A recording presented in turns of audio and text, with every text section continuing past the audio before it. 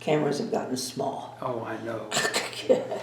Today is April 5th, 2022. My name is Joe Todd. This is an interview with Ann Farichilds in Round Rock, Texas. Ma'am, where were you born? I was born in Bartlesville, Oklahoma. Mm-hmm. And when's your birthday? September 2nd, 1946. 1946. Who was your father?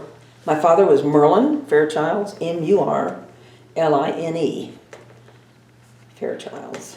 And your mother? Mary Jean Fairchilds. What was her maiden name? Knipe, K-N-I-P-E. Yes, okay. What type of work did your father do? My dad was a teacher. Hmm? He was the elementary school principal of Jefferson in Bartlesville Okay. For a number of years. I guess in the 50s he left, and he continued to be a high school counselor in Gallup, New Mexico, and then he retired and moved back to Durant, Oklahoma. So then he began ranching. So, What schools did you attend in Bartlesville? I attended Garfield Elementary School and Central Junior High School and Bartlesville College High School. You graduated what year? 1964. 1964. Who is your favorite teacher? Oh my gosh. My parents really were my favorite teachers, but I really didn't have a favorite teacher. I know Mr. At Garfield, the principal there, Mr. McBride, was kind of my favorite teacher because he always was very kind and gentle because I was a disabled kid with no ADA compliant buildings. So, there were a lot of stairs, had to walk up and down stuff, so he would help. I broke my leg once there, and so I needed help and stuff. But, all of my teachers, Mrs. White was an English teacher at Central, I think. Now I can't remember for sure. But, I really liked them. I had a great educational process, and so I kind of really didn't have favorite teachers other than I liked all of them. I never had teachers that I didn't like, because they were all, in those days, they were all teaching because they liked to teach and that kind of thing. When were you first diagnosed with polio? I caught polio in 1949, in August of 1949, just before my 3rd birthday. And it was an epidemic. In fact, the COVID of today is my 2nd epidemic that I've been through. Mm-hmm. And there's a lot of similarities to that, yes. To both epidemics. But in those days, it was in summertime, was whenever mostly children were catching this polio virus. And so they were, didn't know how to prevent catching it. And so they would keep them out of swimming pools and try not to have kids gather. But what can you do with a kid, that wants to do things? And so we had no idea who we caught it from, but I came down with it. I actually came down with a sore throat, and that was in the days when doctors did home visits. And the doctor came, and for the sore throat, and then I spiked a high temperature, and then he came back, and that's when he said it's polio. So they took me by ambulance to Tulsa, because there was a polio clinic or a ward in the hospital, in the Hillcrest Hospital there. And then I had a brother at the time who was 6 and would turn 7 in August. The whole house was quarantined. My mom and dad and he. My parents being teachers, they couldn't start teaching because they would normally teach the 1st of September in those days. And so he came down with it. And they rushed him to the same hospital. This is your brother? This was my brother, okay. Yes. Rushed him to the same hospital as I. And he was put in an iron lung because it was a spinal bulbar polio that affected both your respiratory system and all of your musculoskeletal system. And so he was in an iron lung for about a week and passed away with that. So, he passed on. But I was in the hospital for 9 months from when I went in. Mm-hmm. And then... Which polio did you have? I had the spinal. Spinal? Yeah, I didn't have the bulbar. Okay. There's a whole medical theory that some doctors I've talked about later, is that I had my tonsils. My brother had his tonsils removed at like 3 years old because he was, almost 7. And that we both had sore throats, but mine didn't go into my lungs, and his did because he didn't have his tonsils. So that those tonsils, they do serve a purpose, although in those days it's kind of like, what purpose do they serve, you know? And so you could just take them out if they were causing problems and stuff. So, but anyway, so he passed, and then, you know, I was 3, and I went home, and, you know, then they tried to find, you know, somebody that could take care of the paralysis because it only affected my right leg because I couldn't walk, and that's kind of how they knew that it was polio. And so at about the age of 5, they found a doctor. Well, they actually, you know, dealt with doctors in Tulsa, and that they were referred to the Teddy Roosevelt in Warm Springs, Georgia, because that was a place that he built, the president built for his polio, because he had polio in 31. Franklin Roosevelt. Franklin, yeah, Yes. FDR. Yes. And so I went down there to get, you know, therapy or whatever, and that they referred my parents to a doctor, Howard B. Shorb, in Oklahoma City, who was then a pioneer in, you know, corrective surgeries for polio people. And so then I spent every summer in Oklahoma City at McBride Bone and Joint Hospital with some kind of surgery. And there was a girl, I mean, of course, Bartlesville had a number of polio cases because there was over, like, almost, I want to say 300,000 to 500,000 kids affected with polio in the U.S. And of course, many more died also. And that the corrective surgery with this other girl, in fact, you know, if that same doctor had to have surgery with her to try to correct something that was wrong, then if it worked, he would do it with me. And vice versa, that he would do some sort of experimental surgery. If it worked, he would do it for her. But, you know, and there were some surgeries that he didn't work, you know. Because again, it was pioneering. That it is said historically that polio caused or was the basis of physical therapy as we see it today. Because there was a sister, Elizabeth Kinney, who was a nun, and in the days of polio that she noticed that muscles would atrophy. And so she felt that warm packs would keep them relaxed and would not allow, you know, the limbs to draw up and atrophy type. And so they practiced that. In fact, they practiced it on me in the hospital. And they used old army blankets, wool blankets, steamed them, you know, soaked them in water and steamed. And to this day, when I smell wool, wet wool, that takes me back to that memory. It's not a great memory, but it takes me back to that memory. But, you know, and I mean, whether it worked or not, it's kind of, you know, it's speculative, because still kind of with the current research, or, you know, research of polio, is the damage is done at the onset of the virus. And of course the virus is contagious at that time. And then it leaves, you know, other ailments. Again, kind of like COVID, where, you know, the loss of taste or whatever that is. So there's a lot of similarities. How did they treat you when you first went to the hospital?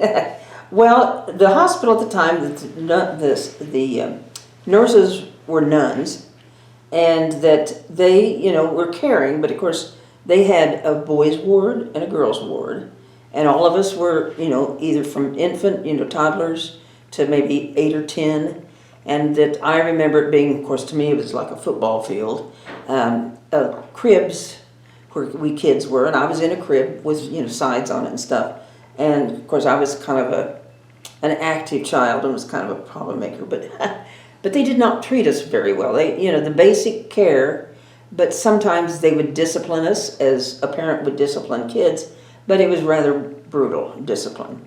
And there was one discipline that I suffered. You know, your parents could only come see you during visiting hours. I mean, they were very strict in hospitals in those days. And that I learned their footsteps when they'd be coming across the wooden floors when they were coming to see me. And then they would leave. And I threw a tantrum once when they left because I'd always cry when they leave, which psychologically I cry when people leave today too. But anyway, that I was next to a wall and there was a picture of a clown. And I had my Crayolas and I colored the picture in my own way at 3. And so apparently, you know, I needed punishment. And they put me in a laundry barrel. It was a cardboard-like barrel where the dirty laundry would go. And they put me in there, which was in a closet, to get me quiet. And so, you know, I mean, that was child abuse in those days. Was it dark? It was dark. It wasn't pitch black. I don't remember that. But I do remember, you know, being in this barrel, you know, for I don't know how long. And that was my punishment, to get me to be quiet and take care of myself. Did that help? Yeah. Well, no. I think aging has helped me kind of control my anger, you know.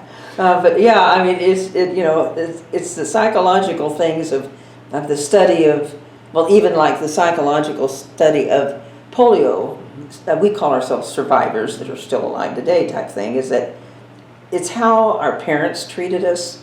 Because I've met people where the parents, you know, just weren't supportive, you know, not child abuse, but, you know, or some places that whenever you were diagnosed with polio, that some facilities, you know, you needed to be institutionalized, you know, sent to a children's home because you could never be part of, you know, a regular life and that kind of stuff. Mm-hmm. And so, I mean, I attribute, you know, the loving, unconditional love, of course, both my parents. I mean, they didn't spoil me. You know, that I mean, I had a teacher's salary. You couldn't spoil me with money type stuff because you didn't have any. But, you know, it was the nurturing that you received at whatever age and the accommodations that your parents would make for you, or, you know, that you made for yourself. And my parents, I mean, they would accommodate, but if I fell down, they wouldn't rush to pick me up. You know, they would, you know, help me get if I needed help, but, you know, I needed to get help on my own. Mm-hmm. So that's why I'm so independent today. Yes. Because my dad taught me a lot of things, and my mom too, you know, so. Do you have any other siblings besides your brother? No, he was the only sibling. Okay. Yeah. Okay. Right. How did this affect your parents? Well, it affected them, you know, of course, you know, grief-wise, but they ended up divorcing when I was 13 years old. Is they ended up having a divorce, and it was because again, I was able to, you know, later years, I had psychological issues of, I was blaming myself for catching polio and causing my parents to divorce, all sorts of psychological stuff that I didn't realize I hadn't worked through, and so I finally, you know, could look at it and stuff. Mm-hmm. That what it ended up being is that how they handled their grief of the loss of their child and the loss of, you know, a healthy child, or, you know, having a disabled child, is that my mom would internalize it and didn't share it externally with my dad, is what I kind of consider it to be. My dad did not internalize it. He sought friendship in someone else. And so that split up the marriage. And, I mean, they were still congenial with each other, you know, I mean, they weren't fighting after the divorce and all that kind of stuff. But, you know, that's what ended that marriage. And my dad remarried, but my mom never did. And so that affected my parents. I mean, that's the main effect. You know, that my parents, as, you know, being in those days, I had a surgery where I was going to wear a body cast because it was going to be a hip surgery. And so to adjust to that, my mom had to make clothes, you know, that would fit me over the cast, or, you know, or garments, undergarments and stuff like that. But my parents were both my caregivers, and so they had to take care of me equally. You know, if mom was away and I needed to have help, my dad would, you know, and vice versa. And I mean, you know, that it was, I mean, my mom didn't work so that she could be at home with me for a while, but then they both had to teach. But by that time, I was able to, you know, go to school. Now, at home, what type of help would you need? Well, when I had surgery in the summers, that it would just be, you know, help with maybe getting a bath, you know, so that if I had a cast on, for instance, on that leg that was being operated on, that just, you know, helping me get in the tub and keep the cast dry. But otherwise, I didn't really need help dressing, you know, because I was very active. And then the rest of the times, I was wearing a brace so I could walk. Mm-hmm. And I could walk. I mean, I was able to walk with that brace because, you know, it was supplying the strength that I didn't have in the leg by itself. Okay. So there was really no accommodations other than the surgical time when I had the body cast, is that they had to get an air conditioner for the house because the swamp cooler wasn't keeping me, cool enough. Yes. And so they got an air conditioner. Of course, it's kind of like the That's first. one with a big Yeah, right, with the big circular water. thing. Yes. Yeah, yes. water. I remember that gurgle to this day, because it gave cool water, but it was very, humid and stuff. And of course, summers, as we know in Oklahoma, we're always hot. Yes. And not so much humid, but hot, just plain old hot. And so we were known as the first person on the block to get an air conditioner. And of course, they felt we had to be rich. Well, we were probably the poorest on the block, because they were teachers. And that when I had that body cast, that the people, the doctors at the hospital, when they made the cast, that had one leg that was splayed out and the other straight down, and I couldn't get through a normal door. And so the doctor put a handle on the side so that you could pick me up and sideways put me through a door. So the accommodations in those days is if I wanted to get out, which I generally didn't because it was too hot, that we'd have to have a neighbor come help lift me up and and take me out and stuff like that. So those are the accommodations at home. Otherwise, our home, even in later years, all I had was a grabber in the tub, so it helped me with the shower. But otherwise, I never did need a caregiver or anything like that. Okay. For, When you first went to school, how did the other students treat you? Well, that was the beginning of bullying. It wasn't called bullying in those days. Most of the kids, I didn't notice any issues. But sometimes the kids who probably had the propensity to bully anyway to somebody else that was different, that they would bully me because I had different kinds of shoes and I wore a brace, and so I would walk with a stiff leg. So I would limp, would have a funny walk and stuff. And so, yeah, some kids would, have their little phrases, na na na na na, just making fun of you type thing. But I did participate like in softball. I did played tetherball, and I even played soccer and those kind of things in elementary school. And of course the bullying was less as I got into higher years, of course. But otherwise I had good friends, in school, most places, and felt that I fit in. I fit in, but I felt I didn't fit in because still I was disabled. So kids, whether they were high school, junior high, or elementary, I'm different. I look different. I act different, and so I wasn't, quote, perfect like everybody else was, type thing. And so I was shy, that I learned with my shyness to get assertive and make jokes and try to be funny and, to fit in. And it was painful that I didn't fit in some circles, just because I was a little bit different. And so, but otherwise, I had a good school life. I never really had any issues or any problems and stuff like that to make it terrible for me. The little things like, I know I would go home with mom and dad and say, so-and-so's treating me such and such, why?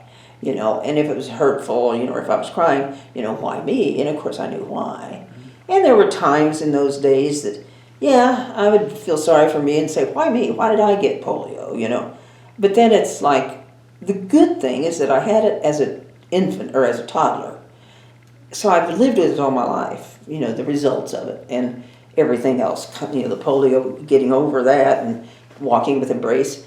And I, am a type A personality that I would kind of go overboard in how I dealt with things. It's kind of like, having a disabled person do this or that, whether it was a sports thing or traveling, because my career, I traveled all over the U.S. I flew and I was by myself and, that kind of stuff. So it made me stronger adult because, and again, because my parents were there to nurture me and, were the soft place to fall, but they didn't, let me fall all the time. They kind of would bolster me up. I never had any kind, the only paddling I got from my parents was when I really did something bad, as any kid would do something bad, So, that was the, my home life was great.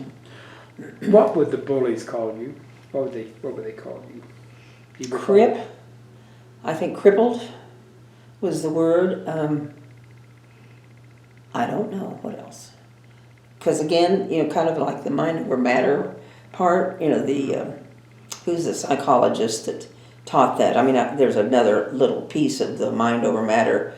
When I was having some major surgery, that the doctors were concerned in those days, being that I was just 12 years old or 13 years old, that morphine was the only painkiller they had. And of course, people would get addicted on morphine. So they were concerned because I was a child, and they would want to give me enough morphine for the pain because I was going to have a lot of pain. So they asked my parents, is there anything you can do? Well, Dad, having a psychology major, that we practiced mind over matter. That you would just go into, today they call it like a Zen mode, where you might have pain, but you just feel it, don't feel it. You just try to think of something else.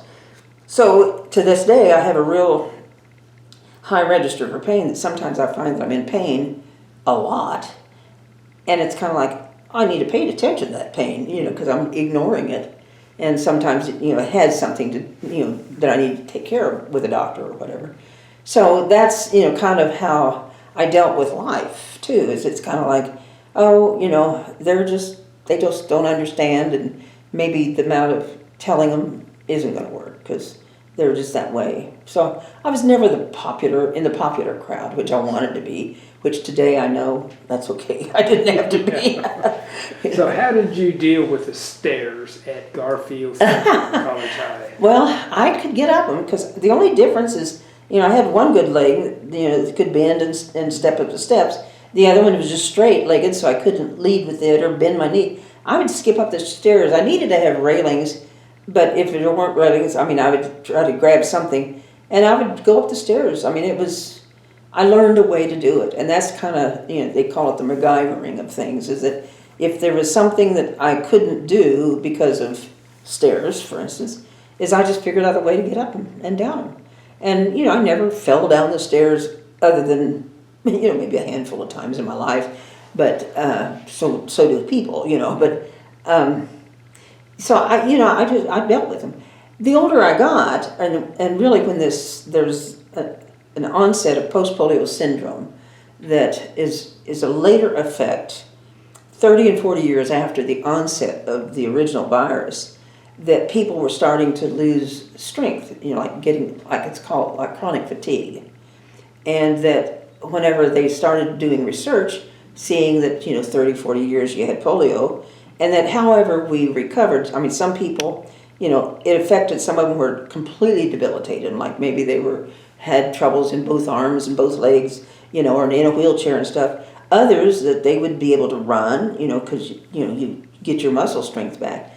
But they were finding that if you were getting your muscle strength back, that at the opposite end of that the more people that were stronger, they were getting weaker quicker than the ones that hadn't gotten it real strong. It's just an interesting anomaly. Mm-hmm. And there's two doctors. One is a surgeon. His name is Laurel Halstead. I got to meet. He was a surgeon, and he began to notice that he was having troubles holding on to his surgical instruments during surgery. And that also he was very, very tired at the end of a surgery, more than the normal. And of course, part of it is that you think, well, that's just the aging process.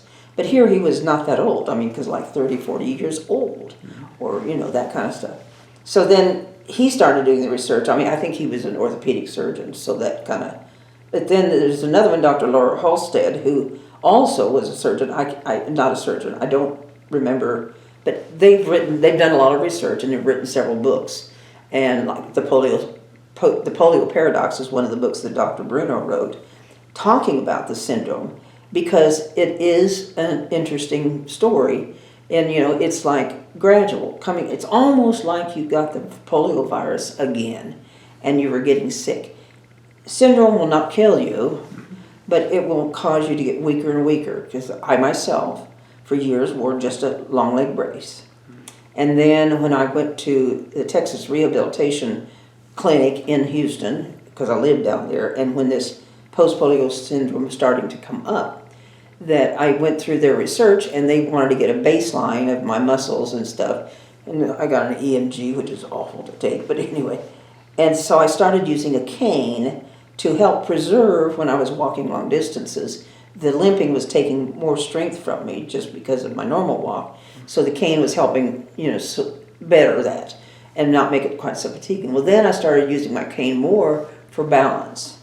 And so then people would go to like a walker or to a wheelchair, or the ones who had maybe spinal bulbar that didn't have to be in an iron lung but just had respiratory problems.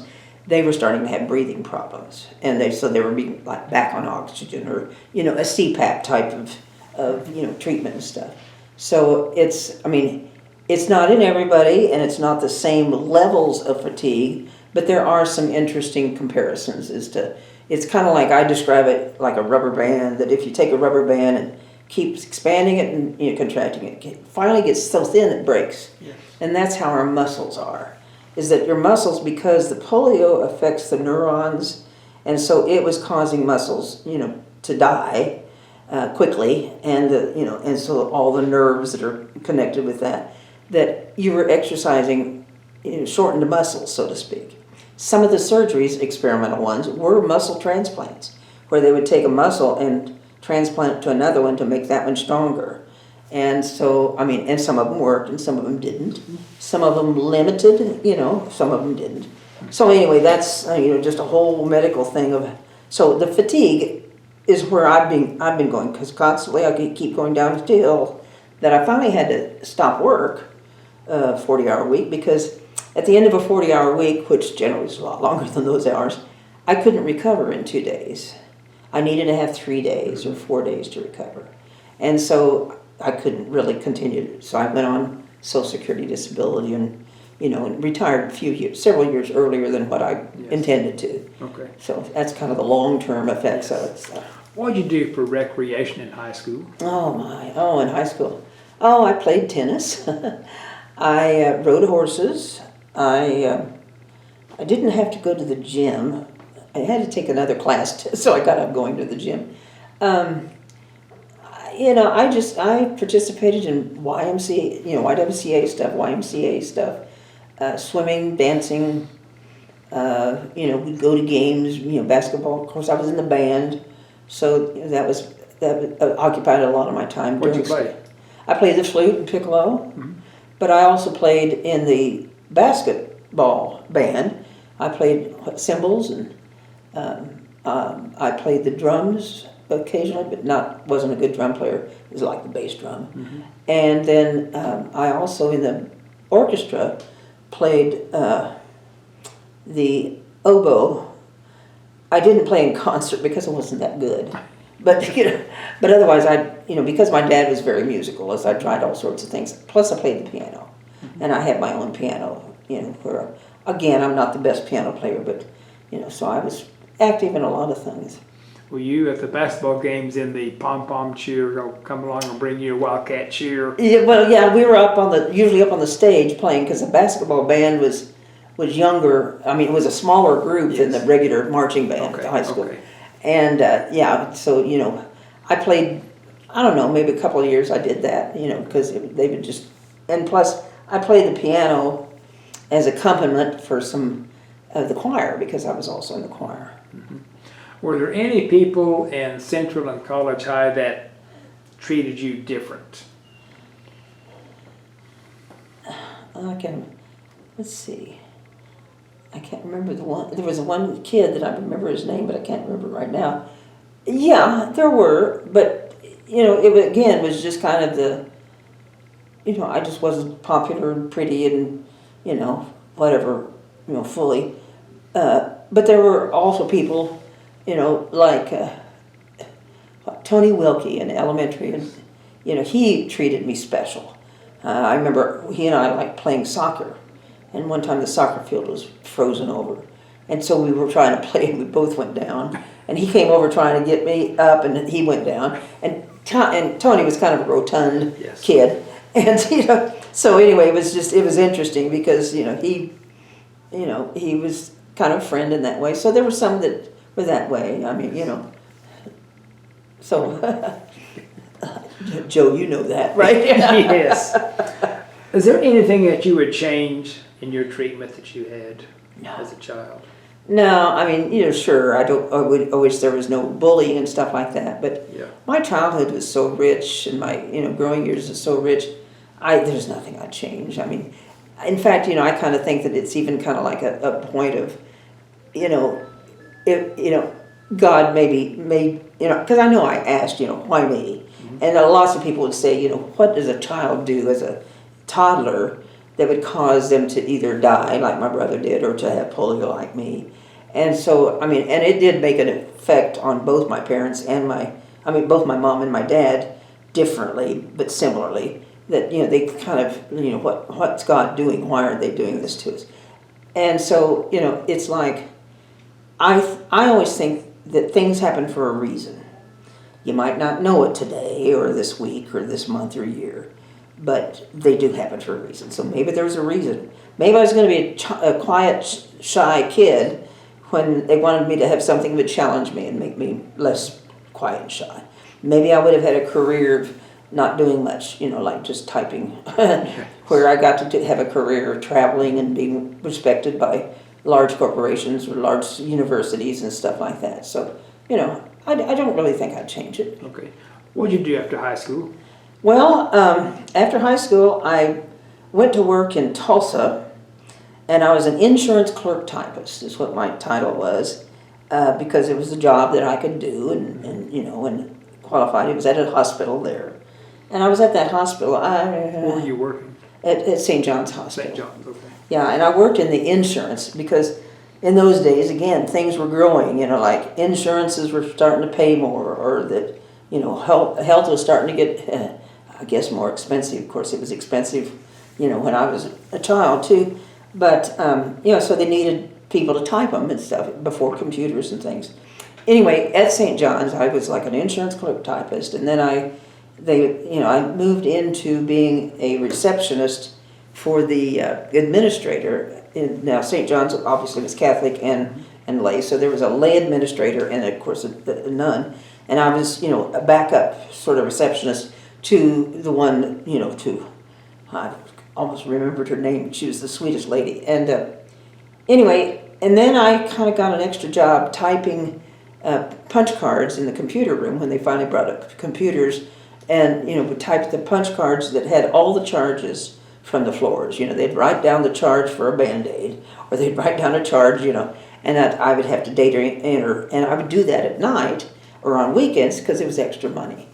And I lived in a walking distance near Utica Square, because St. John's is near Square, and my apartments were just across that square next to a Jewish church and a Jewish synagogue. And I paid $125 a month for rent of a furnished apartment, and my take-home pay for a week or for 2 weeks' time was $90. So I always had a deficit, and food needed to be coming to that. But Yes. so I mean, very frugal living, type stuff. But yeah, I started there, and then. I'm trying to remember. There was an opening in the School of Nursing connected to St. John's Hospital, and they needed somebody to take care of the student loans and scholarships, which were kind of coming into being because they kind of came into being in the 60s after the war and, type stuff that they were, military people were going to school. Anyway, and I worked there and kind of got into my groove, so to speak, is that I was very good at what I did, and I was creating a lot of stuff, again, with no computers. I didn't even know computers could do that, which they do a lot now. But anyhow, long story, it's like I went from there, and somebody knew about what I was doing, and they wanted me to go to work at Hillcrest Hospital in the same kind of thing with a little bit more robust of a job. And I did that, and then I was known in the federal levels because I was going to some meetings or conferences of financial aid people, and getting active in the state and getting active in the state with that. And so it's kind of like, then I started networking. I was doing networking before it was a terminology. And somebody wanted me to apply for a job with the federal government in Dallas. And it was the Dallas office of the Health and Human Services. So I did, got a job there, and then kind of the rest is history because I worked there for about a year, and then they wanted my talents in Washington, D.C. on a TDY, temporary duty in the summertime. So I was up there for 3 months doing this special, stuff, and I got exposed more and more to the government. And so then President Carter came in, and he was trying to reduce the public health hospitals across the country. So that kind of shut down some jobs type thing, but it got me transferred to Washington, D.C. And I worked there for 5-6 years in the health side of Health and Human Services, doing not only like reports, designing reports, but I also was assisting in the writing of procedures handbook for financial aid personnel to administer student loans and scholarship that the federal government was setting up. And so that I needed to go cross country to instruct people. So I got to travel the U.S. There were a series of 9 workshops that I had to train 2 people to do presentations with me who had never been west of the Mississippi and who also had never taught in front of a large group. And it was such a fun challenge, really. I mean, they were, young and they were energetic. And it was funny because, one guy, again, I can't remember the name, but he was so nervous his knees would literally knock. And and so I would always sit in the back of the room because he could look at me and not have to look at the people there and see that I'm nodding, you're doing all right, or, or be a little quieter, and that kind of stuff. So I had that teacher nurturing where I really never was a teacher, So, but anyway, so I got to do those kinds of things. And then from that networking is that when the federal government did reduce their, positions and stuff, then I went through what they call a RIF, a reduction in force. And I went from an analyst position, good pay, to a clerk typist position. I could maintain the good pay for a period of time, and then it would drop down to that. So I needed to leave, And plus, I'd had enough of the government bureaucracy. So anyway, then again, there was someone at the University of Texas Health Science Center in Houston who who had met me and wanted me to come down and be his assistant director. And so I did that. And then I went from UT Health Science Center in Houston to a private technical college, which I got fired from there, because they felt that I worked for the government, which kind of did, because I saw all sorts of violations and I kind of didn't want to work there anymore either. And then I went to the University of Texas Southwestern Medical School in Dallas, doing the same kind of thing, and did some cleaning up and some, making things better. And then I got a call from the Texas Guaranteed Student Loan Corporation here in Austin to come and do compliance reviews. And that's where we traveled to different technical colleges, and they either shut them down or said they're doing fine, which we were shutting down a lot of them. And then I had some issues with the legal issues where I kind of wasn't protected from being sued by one of those schools. So, and plus I was starting this post-polio syndrome failure where I couldn't do all the traveling and stuff. So then I went to work at the University of Texas at Austin in the financial aid office. And then, of course, still became active. And finally, I was still there. I was there like 15 years is where I retired from. But I was asked to be on a board of directors for a national company. And I got to do that with directors of financial aid from different, like Boston College, Ohio State University, some very, very large colleges. And I always, because I was from the University of Texas, that I always introduced ourselves as the University of Texas. And so everybody just got to know me as the, And so, it was fun. It was, you were wined and dined.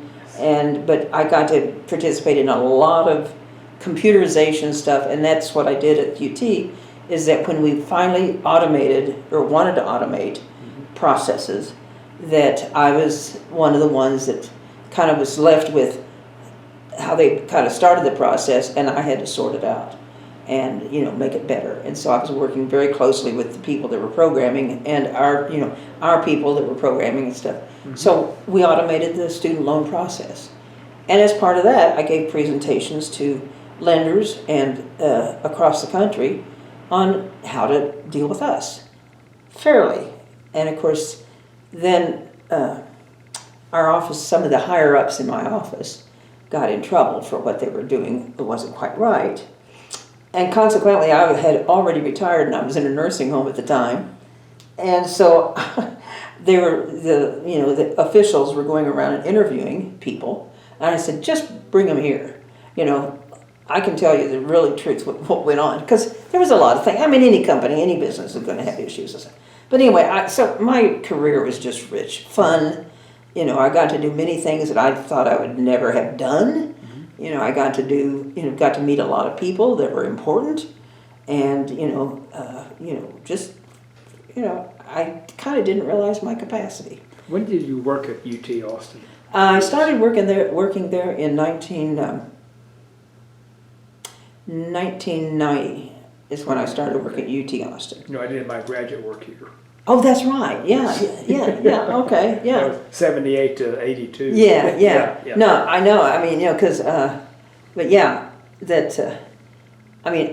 I loved being at the large campus. Oh, yeah. I mean, it was amazing. Of course, it was among the largest, UT and Ohio State were the ones that were highest enrollment because we got to be 50,000, which is phenomenal. We had like a $200 million loan program, I mean, just the numbers. I mean, that was kind of fun with the other colleges and stuff that I met and dealt with, mm-hmm. both here in the state and elsewhere, is that they just could not believe, how much money we were filtering through, our offices or how many students. I mean, like, one of the things is that we had to automate our phone system because when somebody, parents or kids would call into our phones, they couldn't get through because the phones were too busy. We were getting 3,000 phone calls a day. And this was before any kind of, internet access, for information like websites and stuff. And so we had to figure out a way to get those calls down. So I was one of the people that was sent to a place that had a huge call center where they gave, you had limits as to how long you can be on a phone call and, all those incentives and stuff. And so we were able to, with a staff of, I think it was a staff of 8, get those 3,000 phone calls to almost 95% answered. And also at the same time we were, designing web pages where they could go and plus automating stuff so that a lot of that they could answer through the internet, and get answered. So, but I mean, and those are the exciting things too. It's just, I didn't realize, but I have an analytical mind where, I can analyze, beginning to end is how long, what you need to do. And I can, maybe tell you how many, that you can do it in. But I had no programming ability. So if I had a good programmer, I could sit down and give him that part, and then he could program it. And so there was a programmer there that he and I both were very similar in our personalities, and it was just wonderful to deal with him because he would just drink in what I was telling him, and then he'd let me test it, and I could call him and say, nope, this isn't going to work. And that sometimes I'd say, hey, is there any way that you could do such and such? The guy was so smart. He would come back by the afternoon and say, how about this? And I'm like, God, and his boss was always saying, oh, you'll have to put a work order for that. And it's like, man, but anyway, it was really fun. I'd like to ask, these different places that you worked, how did the people treat you, the people you worked with? Well, they treated me from a personality aspect is that some of them were kind of threatened because all of a sudden this person's being brought in to solve the world or solve a problem and stuff. And who is she? I mean, my credentials, I didn't have a degree, mm-hmm. but I had, college experience, but I had experience was my degree. Mm-hmm. And then, of course, when I would come in with a disability, sometimes some people would kind of like, and it's interesting how the general public sometimes, even though I had a physical disability, that they would either talk loud to me because they thought I had a hearing disability, or that, they thought maybe she doesn't, does she know this? Or is she smart? Because in those days, kind of disability was, what's the disability? And from emotional to, educational and stuff like that. And yeah, sometimes it was kind of like, I think deep down inside, some people like, wow. And then once they got to know me, then, they generally liked me. There was one job that I went to that I was given two accounting clerks that were posting, charges and billings and stuff. And they were both elderly. I mean, older than I. I was like in my 30s, late 30s. And they were probably near their 60s. They had the one because she did retire. And really, they didn't like me coming in because I was a young little whippersnapper. And, that whenever I would approach them, that, they would be kind of defensive because I'm assertive and sometimes aggressive. But then once I, learned how to deal with them, and so sometimes they were real reticent to try something new.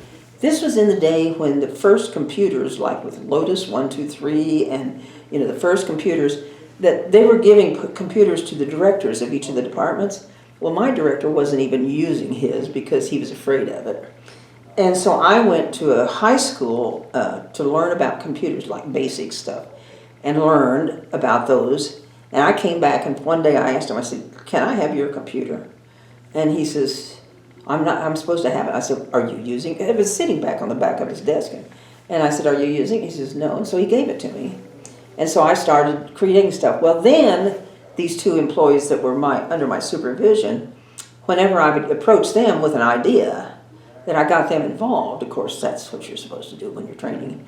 And that by the time I left, they were in tears when I left because they didn't want me to go.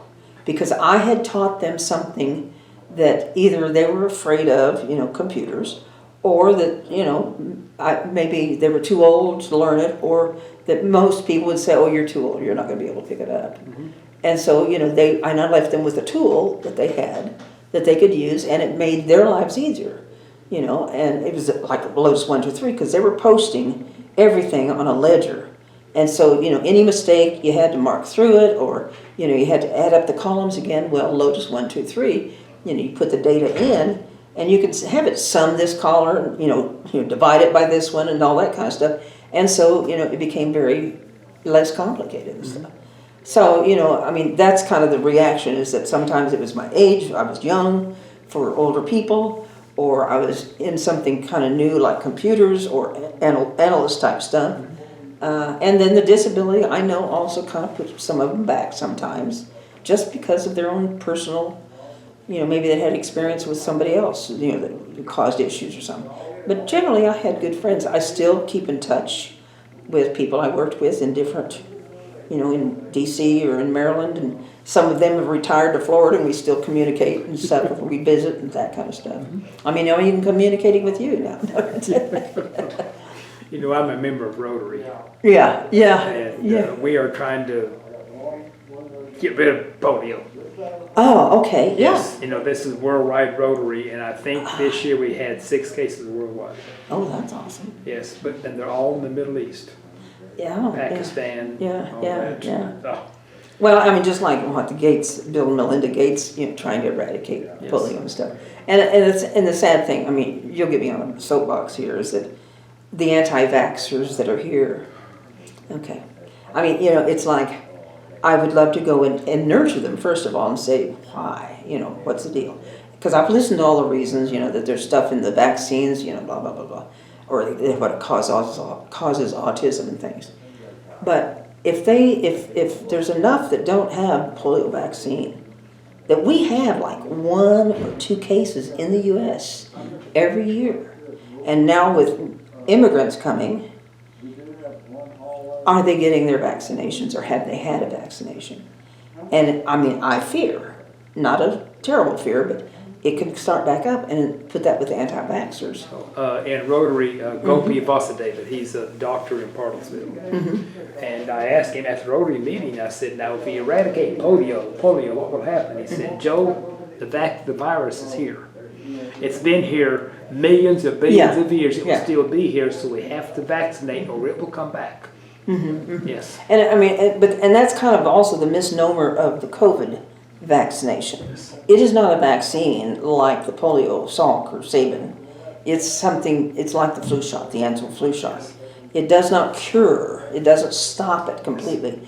it makes you less, people less capable. So that's why we need the vaccine and the boosters and stuff. Yes. But the whole thing is, it's like, that's sort of the misnomer, because they thought, many people, and I have to admit that at first when they were designing, of course, I was kind of saying, you can't design a vaccine in a matter of months, where it took polio vaccine, years to make it work. But anyway, so yeah, I mean, that's the thing, is it'll come back, it's there, just like with anything else. I mean, like even smallpox, shingles is there, which that's a whole other deal too, but yeah, I mean, it's, I try not to get on my soapbox too quick until I find out what the reasons are, but I do have a very good friend with COVID issues that she and her family do not have any of the COVID shots or vaccines. They chose that, but I don't consider them an anti-vaxxer. I mean, they got everything else, they have, their kids are in college and that kind of stuff. I mean, that's, because I admittedly was reticent of getting the COVID shot myself.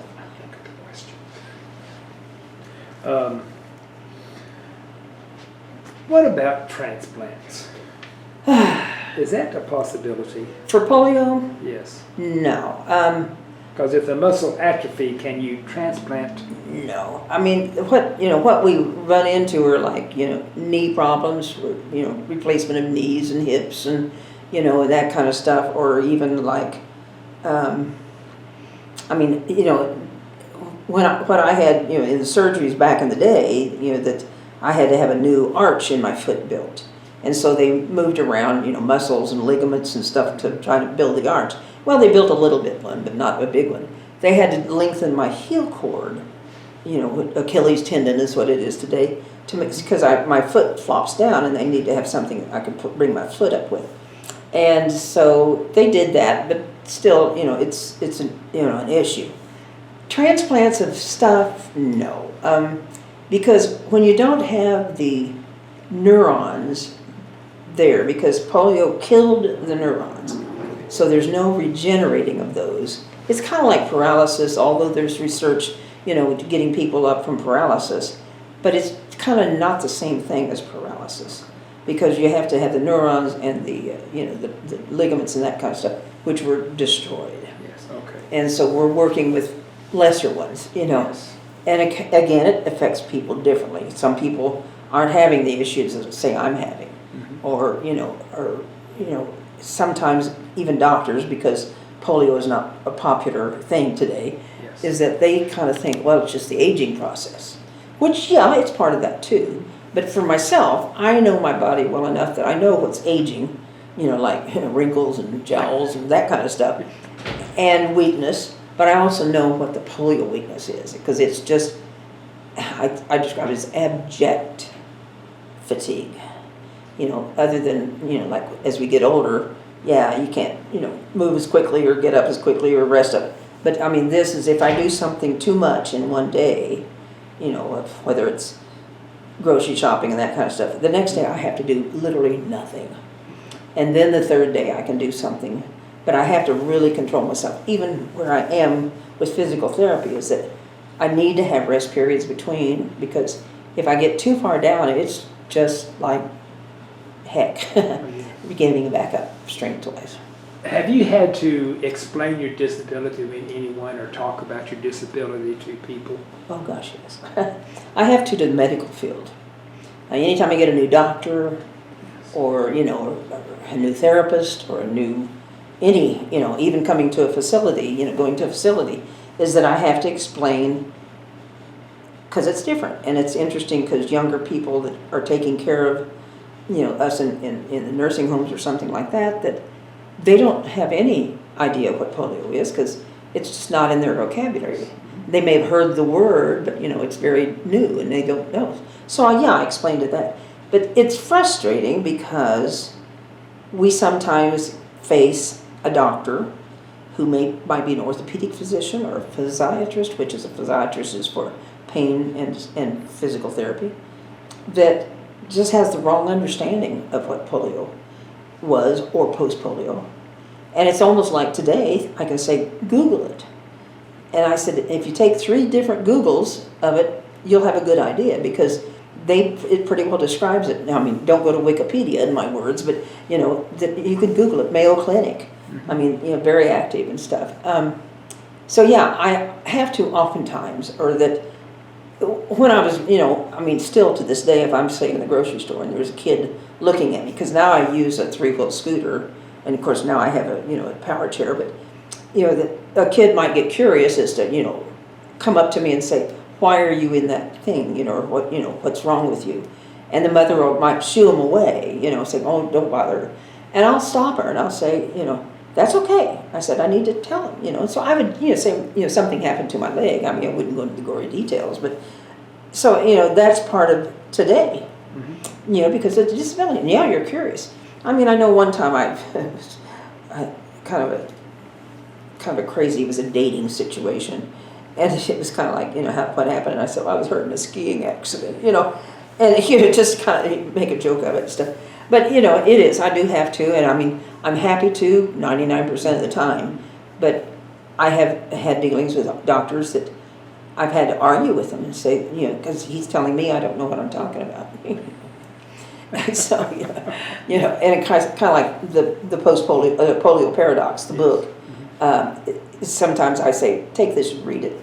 And of course, they don't want to read a book, but there are some, I mean, there's a whole Post-Polio or, Polio Health International is a worldwide,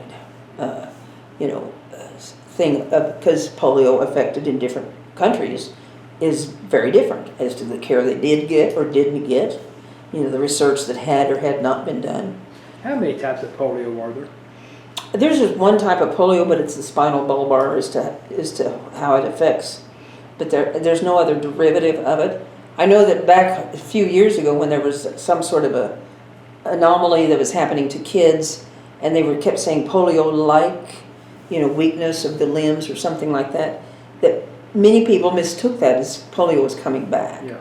No, it's just similar kinds of things, weaknesses or, So there's just one type of polio? As far as as far as I know, yeah, Okay. right.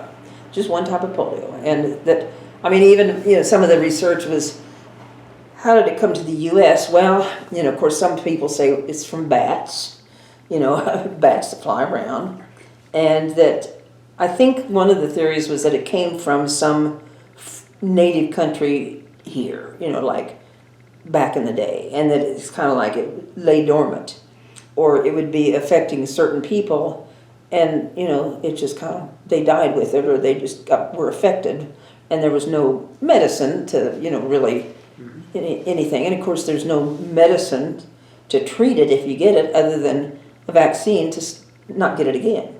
Because even when the vaccine came out for me, I had my polio in 49, and the vaccine didn't come out till 55. Well, some people, because kind of some diseases, if you got it once, you wouldn't get it again. I had to get the full thing of polio. I had to get all of the vaccines and everything else. And even there was a booster, I think, every 10 years or, 10 years later, so because it can come back. You can catch it again if you haven't been vaccinated. But you don't need the boosters, I think, were only like 10 years, and then you didn't have to anymore. Or if you go, I think when you go to a foreign country, sometimes that you need to have a booster, just because you're going into a country that maybe has polio there, and so you're just giving extra immunity to it. So, but yeah. Now, whenever you were working, did you get any aid from the state or the nation or the country whenever you had? No, I never, because I was working, I couldn't get aid from the state, Okay. like vocational rehabilitation type stuff. That even, the only aid is insurance, private insurance. And of course, even that, like dealing with prosthesis, like braces and that type of stuff, that it used to be, I had to pay for myself.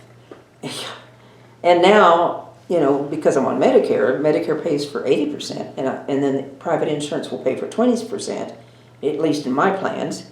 And then they are obligated to charge off the difference, just as it is with hospitalizations and stuff. I'll never have to pay more than maybe the deductible or whatever that is. That today, to make a new brace for me is like $5,000. And so Medicare will pay for 80%, and private insurance will pay for 20%. I don't know how people who don't have insurance or have lesser insurance, because it's expensive. And that's kind of one of the other things that people didn't know, you know, that if I was, you know, I seem to be doing well. I have an apartment or a house, and, you know, I drive a car. And I mean, I didn't get a new car every year by any means. I drive my cars until the wheels come off. But it's like the extra expense that I have is paying for, you know, a brace, or paying it to have it re-leathered, or paying, if it breaks, which they do, I have to pay it to repair it. Insurance won't pay that. Or Medicare won't pay for that. I have to buy special shoes, and they're like $200 a pair.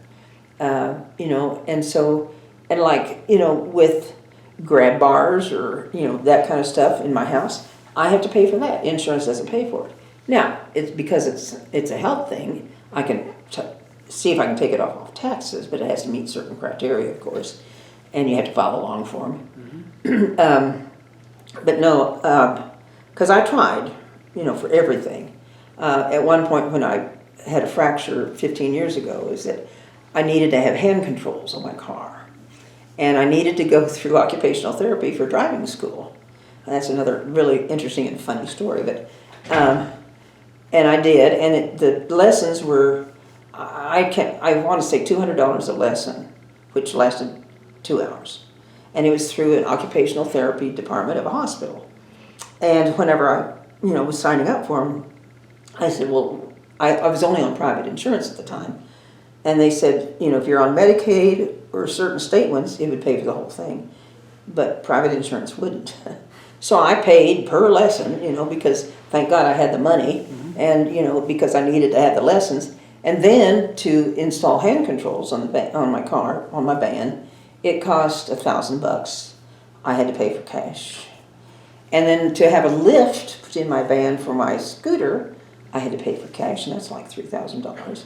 You know, so I have those extra expenses that, you know, nobody really realizes, and so, you know, it's you know, and there's no coupon for that or no discount. I mean, I will say, like car dealers or car owners like Chrysler or Toyota, they do, most of them have a rebate program that if you buy a new car and are going to have it converted for ramp or, you know, any kind of assist, they will give you $1,000. So that's, you know, helps pay. And then in the state of Texas, and it may be in other states, that if I am driving, if I'm buying something, you know, for a disability like a lift chair or a lift and stuff, that I don't have to pay taxes, state taxes, because, you know, as long as a doctor permit and all that kind of stuff. You know, of course, the nice thing is, you know, I have hang tags or license plates you can park in, and so now people like to come with me when I'm going out to eat because I get to park close to the building. So, you know, so I have friends because of my disability. You know? Yes. But anyway, it's, you know, so no, I mean, I couldn't. There are some that do. And of course, some of the fraud and abuse that we see, you know, that, you know, because I'm not going to commit fraud and abuse, you know, I'm having to pay for more expensive things, or, you know, the government isn't going to pay for it all the more because, you know, or the justification, like to get this chair, to get an electric power chair, the hoops that you had to go through is, you know, first of all, the doctor has to justify it. And then, you know, you have to tell them what kind of chair you're going to get. And then because, like, Medicare paid for it and private insurance, I couldn't have all the bells and whistles that maybe a veteran could have. You know, as that it's, again, it's, you know, it's like same thing with physical therapy, is that if I break a leg and am getting physical therapy, by their standards, by insurance standards, I should be up and ready to go home, you know, in a matter of a short time. Well, for me, because I'm not only rehabbing the break, but I'm rehabbing the, you know, physical part, that I can't, you know, I was in a nursing home for 7 months the first time, just getting rehabbed where I could be weight bearing on the leg. And so, you know, every week the insurance company would call the therapist and say, why isn't she home? You know, why isn't she released? And they would have to justify us that they were making progress, you know. So it's that kind of nightmare, and just, you know, with everything else, abuse and just even Medicare and, you know, trying to save their money and the cost of health today. I mean, it's just you know, I've learned a lot about insurance. That's like, don't get me on a soapbox. So I talked to one person that said, I don't like the word handicap, I use limits. Yeah, right. There's like, I'm I'm not disabled. I'm ability challenged, or handicapped. I would rather say, disability, or, and just like, I mean, there's other names for it. Like, don't call me a cripple. But it's funny. There's a guy that I know who, he writes about crips, because I mean, it's kind of like you just have to make the best of what it is. No, don't call me a cripple. But you can call me disabled, but, it's like, and that's why in some cases it's ability, is that, it's just your ability challenged, that it's not, because disability makes you think you can't do anything, where you want to say, well, I have abilities, some of them are sharp, some of them aren't, type things. But yeah, I mean, it's kind of like I never really, it's just, don't call me dirty names or something just because, like the bullies might have and stuff. I mean, that was hurtful, but otherwise, it's kind of like, I'm disabled. That's okay. Is there anything that you would change that you've done? Oh, gosh. Well, I don't know. I mean, that's the thing is that, I got to travel a lot. I never did get to go to the Grand Canyon. But to change anything, I have troubles being able to say what. Maybe, if there's change, I changed it. And that sometimes it was difficult, maybe because I was more aggressive or because I had a quicker temper, that I get madder easier. Yeah, one thing is I wish my facial features wouldn't describe how I'm feeling when I'm angry, but I just can't think, my parents lived to be old, and no one ever wants to lose their parents, but they had a rich, full life. And at the end of their lives, each one of them, they had disabilities that could have kept them in nursing homes and stuff for a long time, and they didn't. I mean, their disability showed up. I mean, one died of cancer, and her disability was, and she lived 5 months. The other had Parkinson's. Now, he had Parkinson's. My dad had Parkinson's for years, but it got bad, and then he had a stroke on top of that. And he was in a nursing home, which he did not want that, and neither did I.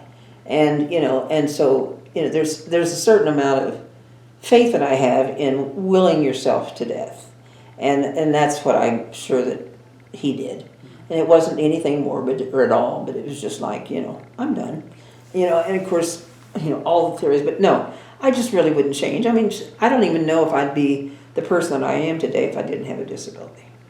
I may have not have been, like I am today, and I kind of like what I am with most things. Yeah, I'd change if I could be thinner, all my life and stuff. But yeah, I can't think of things, Anything else you want to talk about? No, gosh, no. Kind of one of the other things is, not that I would change, but I wish I had a significant other that would be by me, like whether it was a child or, or a spouse or something. Because, and of course my good friend, he's just as good as. But it's like having a caregiver at home that's there all the time, that's related, that you're related to or significant type. That's what I'd like to change. But, I was married to my job was one of the things. I really traveled and loved what I did. And so I kind of, if I had time for finding somebody, I didn't really have time for that or didn't make time or something. But otherwise, I can't say that I'd change anything. So. Well, Ann, this is an excellent interview. Good, thanks. I was kind of nervous about it, but when I'm talking about myself, sometimes it's kind of hard to get myself to shut up, I know. The thing I always say that I want to write that great American novel.